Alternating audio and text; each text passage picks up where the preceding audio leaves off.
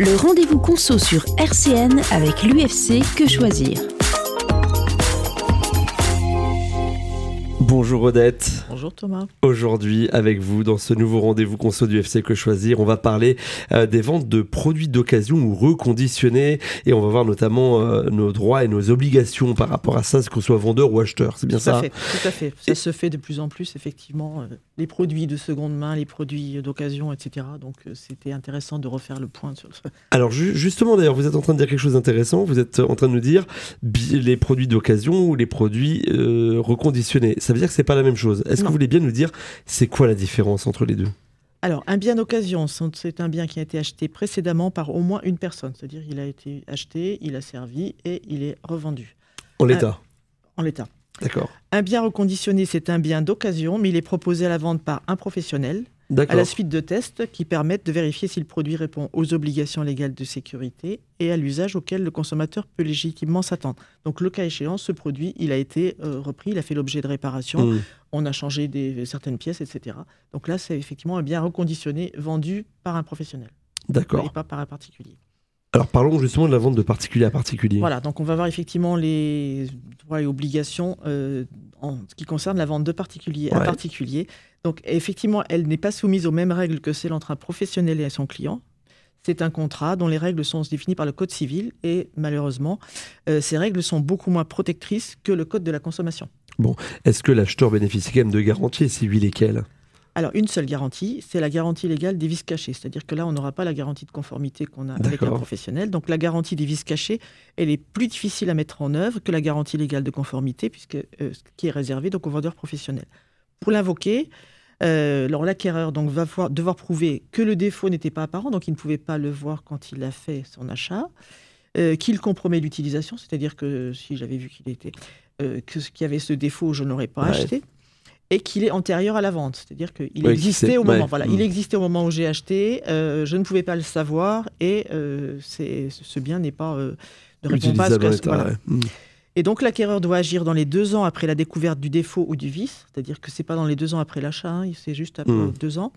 Il peut mentionner alors le vendeur par contre peut mentionner dans l'annonce qu'il n'est tenu à aucune garantie des vices cachés. Alors dans ce cas, ça ne veut pas dire qu'il n'y aura pas de réclame. Dans ce cas, l'acquéreur, il devra prouver la mauvaise foi du vendeur. C'est-à-dire, il va devoir prouver que le vendeur savait qu'il y avait un défaut. D'accord. Et le fait qu'il a omis de le signaler. Donc, il y a eu tromperie, en fait. Mais effectivement, il faut pouvoir le prouver. Le prouver, c'est ça.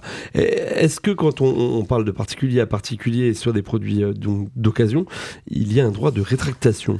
Alors, la loi n'en prévoit pas. Le droit de rétractation, ça n'est que pour les professionnels, pour la vente à distance au rétablissement. Donc, le vendeur n'est pas obligé de proposer cette option. Par contre, dans les plateformes de mise en relation entre particuliers, qui fleurissent sur Internet, les plateformes ont tendance à inciter les vendeurs à indiquer dans l'annonce s'ils proposent ou non un droit de rétractation.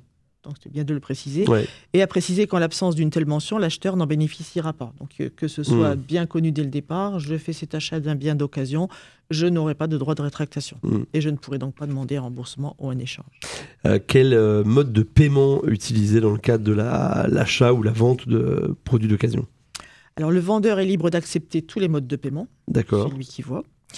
On conseille d'éviter les paiements par chèque ou par mandat cash qui présentent des risques pour le vendeur, chèque sans provision, faux mandat cash, etc.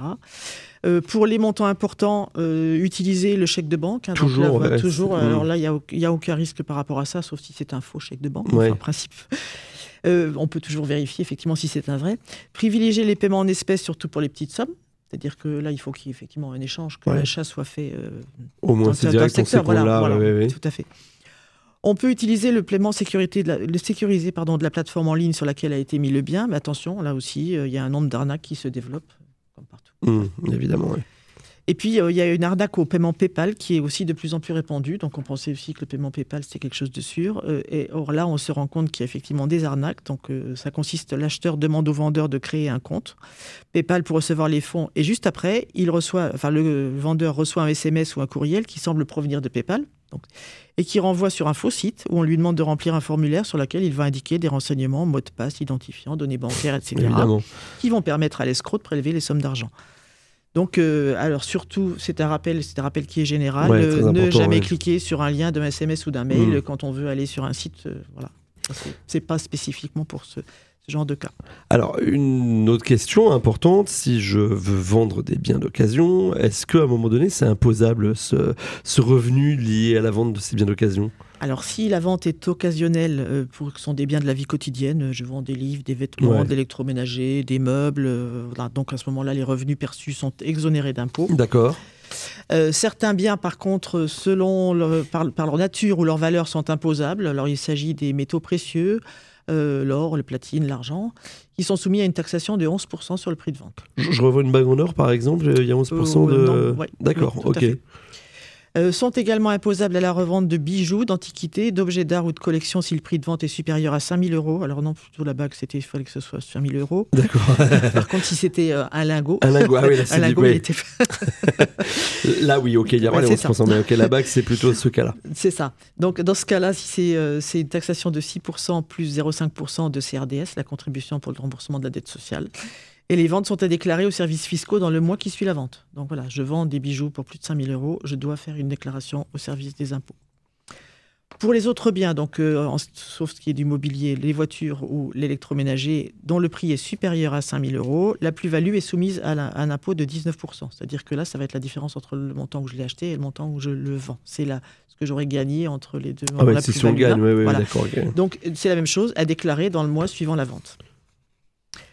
Si la vente se fait par une plateforme, donc du style Le Bon Coin, eBay, Vinted, etc., ces plateformes doivent déclarer au fisc un récapitulatif des opérations réalisées au cours de l'année pour les vendeurs ayant réalisé au moins 30 ventes ou pour des gains supérieurs à 2 000 €.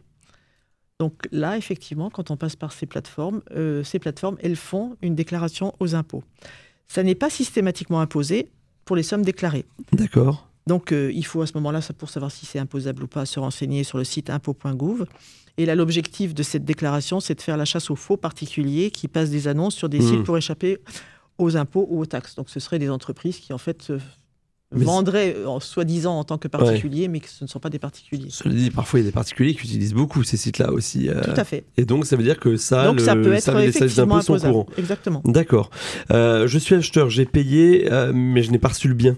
C'est quoi mes recours sur des produits d'occasion, sur des biens d'occasion ? Alors, le vendeur est toujours tenu à une obligation de délivrance dans la mesure où j'ai payé. Qu'on soit professionnel ou particulier ? Tout à fait. D'accord.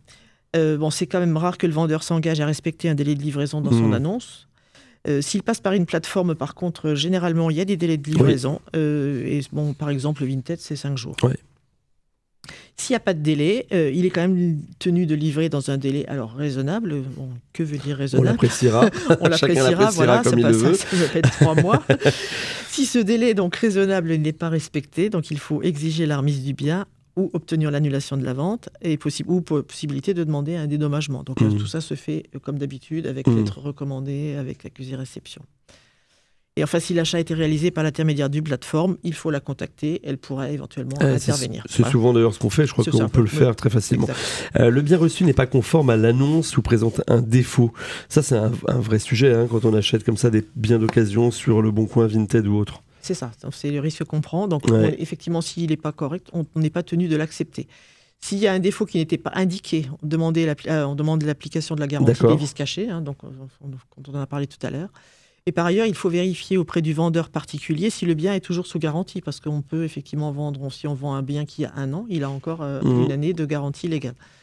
Dans ce cas, donc, le garant est le fabricant. Donc, c'est-à-dire que même si j'ai acheté un bien d'occasion, je pourrais m'adresser au fabricant. Voilà, c'est ça. D'accord. Des petits conseils aux acheteurs ? Oui. Alors, pour les acheteurs, donc, on conseille de privilégier l'achat par l'intermédiaire d'une plateforme. D'abord parce que les plateformes permettent aux acheteurs d'évaluer les vendeurs. Donc, on sait si effectivement les vendeurs, s'il y a déjà eu des problèmes, on les retrouve. Les livraisons est sécurisées. Le vendeur n'est donc payé que si on reçoit le bien. Donc, c'est aussi un autre avantage.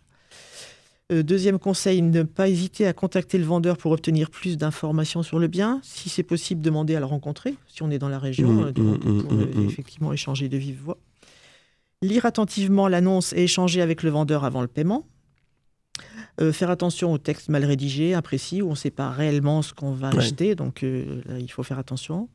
vérifier le produit avant de payer, demander les factures d'achat du bien, comme ça on est sûr de savoir effectivement, alors ça peut être surtout important si on s'agit de voitures, oui, des voilà, choses comme ça. Et privilégier les sites proposant des paiements sécurisés en ligne. Alors là, on a parlé des acheteurs. Maintenant, quelques conseils de l'autre côté, aux vendeurs, à ceux qui vendent. Aux vendeurs. Donc, aux vendeurs, pour l'annonce, la description doit être précise et fidèle sur l'état du bien mis en vente. Par exemple, s'il y a un défaut, ne pas écrire qu'il est comme neuf ou en très bon état. C'est-à-dire que sinon, c'est de la tromperie. Donc, on va plutôt marquer état correct ou bien on va préciser qu'il y a un petit défaut, une petite rayure, etc. ou des imperfections. Ouais. Et donc, si le bien est couvert par une garantie, c'est-à-dire qu'effectivement, il a moins de 2 ans, eh bien, il faut le préciser dans l'annonce. D'accord. Se renseigner sur l'acheteur, parce qu'effectivement, là aussi, sur les sites, il y a aussi des avis sur les acheteurs. Donc, ne pas hésiter à laisser un commentaire. Oui, si un acheteur a des cas, le vendeur et l'acheteur sont tous les deux. Voilà, tout à fait. Soigner l'emballage pour les envois, donc en particulier pour les objets fragiles. Choisir un mode d'expédition avec traçabilité, donc je pourrais savoir effectivement si le bien est arrivé ou pas, donc les envois suivis, recommandés, etc., quel que soit le transporteur. Et enfin, si on vend un objet de valeur, souscrire une assurance et vérifier les conditions de garantie. Voilà, on a fait un bon tour d'horizon de la vente ou de l'achat de biens d'occasion, Odette, et on vous en remercie. Si jamais on a des questions ou des difficultés, on peut évidemment s'adresser à l'UFC Que Choisir. Oui, on peut s'adresser à l'UFC Que Choisir, soit via notre site internet, on peut poser les questions en ligne, on peut aussi prendre rendez-vous pour être reçu par un bénévole qui vous écoutera et donnera des conseils, éventuellement prendra le litige en charge. Et puis si vous n'avez entendu qu'une partie ou que vous voulez réentendre en intégralité cette chronique, vous le pouvez sur le site internet www.rcn-radio.org. Merci beaucoup, Odette, et on se donne rendez-vous la semaine prochaine pour un prochain rendez-vous conso. C'était le rendez-vous conso sur RCN avec l'UFC Que Choisir. RCN, www.rcn-radio.org